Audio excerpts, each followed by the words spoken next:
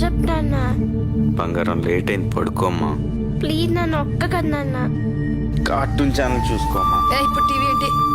నా కథ ఏదో చెప్పు, పడుకోబెట్టు. నాన్న చెప్పు నాన్న. నాన్న చెప్పు నాన్న. సరే. అనగనగా ఒక ఊళ్ళో ఒక రాజు ఉన్నాడంట.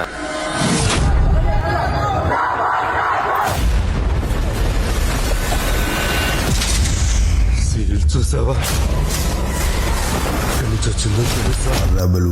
కొండలకి సముద్రానికి మధ్య ఉన్న అడవి. ఆ బందిపోట్లలో 3 తెగలుండేవి. ఈ 3 తెగలు కొన్ని వందల సంవత్సరాలు వాళ్ళకి ఎదురు లేకుండా ఎదిగారు.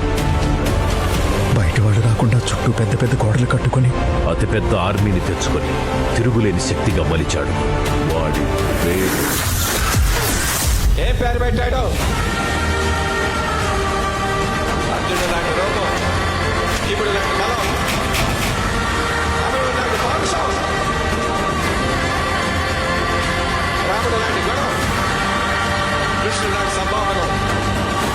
ఆ పిల్లవాడికి పేరు పెట్టాడు. వాడి పేరు